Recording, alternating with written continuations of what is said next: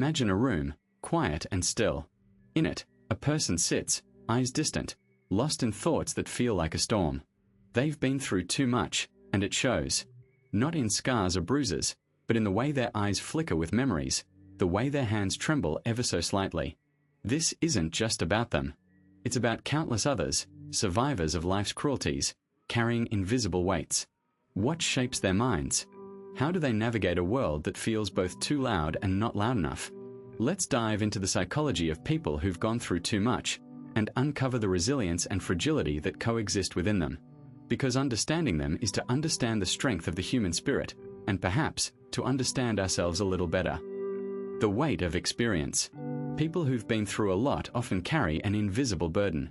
Think of it like a backpack filled with rocks, each one a significant event or trauma they've experienced. The more rocks, the heavier the load. This weight doesn't just affect them physically, it seeps into their minds, shaping their perceptions and reactions to the world around them. It's not just about the big, dramatic events, either. Sometimes, it's the constant drip of stress, like caring for a sick family member or struggling with chronic illness, that adds the most weight. Consider someone who's grown up in a neighborhood plagued by violence. They learn to flinch at loud noises, to scan crowded rooms for exits, to brace themselves for the worst. These aren't conscious choices. They're automatic responses, hardwired by experience. Their brain, in an effort to protect them, has become hypervigilant. It's like having a smoke detector that's always going off, even when there's no fire. This constant state of alertness can be exhausting, and it can make everyday situations feel overwhelming. Then there are those who've experienced profound loss. The death of a loved one, the end of a significant relationship, the loss of a job or home. These experiences can leave a lasting mark. They change how a person views the world, often making it feel less safe, less predictable. Grief can make time feel slow, like you're wading through thick syrup. It can make simple tasks feel impossible, like climbing a mountain in lead boots. But it's not just about the past, it's about how that past shapes the present. A person who's lost a lot might struggle with hope, with believing that good things can last. They might keep emotional distance, afraid of getting hurt again. It's not that they don't want to connect, it's that the weight of their experiences makes it feel riskier. Coping mechanisms and survival strategies. You know how some people seem to have an endless well of strength, bouncing back from hardships like nothing fazed them? Often, that's because they've developed coping mechanisms and survival strategies to navigate through life storms.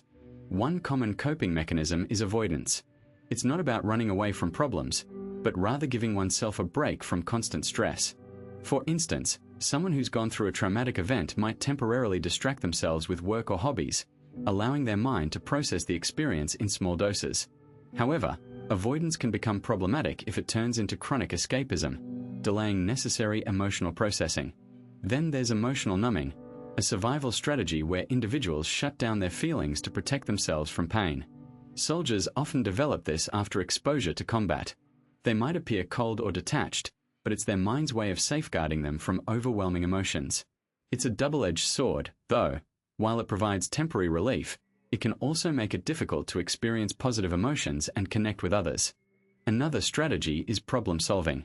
People who face numerous challenges often become adept at identifying issues and finding practical solutions. For example, someone who's grown up in poverty might become highly resourceful, making do with limited means. This proactive approach can foster resilience and a sense of control, but it can also lead to burnout if not balanced with self-care and relaxation. Each of these mechanisms and strategies has its place, and they all serve a purpose in helping people endure and adapt to life's difficulties. The impact on relationships. People who have endured significant hardships often find their relationships strained and complex. Trust doesn't come easily. Every small disagreement or misunderstanding can feel amplified, as if a simple argument about chores suddenly carries the weight of past traumas. This isn't just about being overly sensitive. The brain, after prolonged stress, can become wired to perceive threats where others might not. For instance, a partner's innocuous comment might trigger a disproportionate reaction because the brain interprets it as a potential danger based on past experiences. Communication becomes a minefield. Conversations that should be straightforward can turn into tense exchanges. A simple question like, "Why didn't you call?" can spiral into a heated discussion. The person who has gone through too much might hear underlying accusations or criticism, even if none were intended. This isn't just about miscommunication. It's about the lens through which they view the world. Their past experiences have shaped their perception, making it difficult to separate current reality from past pain. For example, someone who grew up in a volatile household might interpret a sudden change in plans as a sign of instability or rejection, rather than a simple logistical issue. Intimacy, both emotional and physical, can also be challenging. Emotional intimacy requires vulnerability, and for someone who has been hurt before, opening up can feel like a significant risk. They might struggle to express their feelings or might withdraw when things get too close. Physical intimacy can also be affected. Trauma can change how someone experiences touch or closeness. What should be comforting can instead feel overwhelming or even threatening. For example, someone who has experienced physical trauma might find certain types of touch uncomfortable or triggering. This isn't just about avoiding intimacy. It's about navigating a complex web of emotions and physical sensations that others might not understand. Identity and self-perception. You know that feeling when you look in the mirror, and it's like you're seeing a stranger? That's not just a bad hair day. It could be a sign of a deeply shaken self-perception.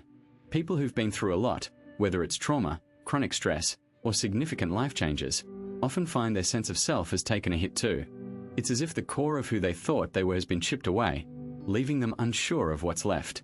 Take, for instance, someone who's been through a serious accident. They might look at their body, now marked with scars or limited in abilities, and struggle to reconcile that with their former identity. They might feel like they've lost a part of themselves because, in a very real way, they have. This isn't just about vanity, it's about the fundamental way they perceive themselves and how they believe others see them.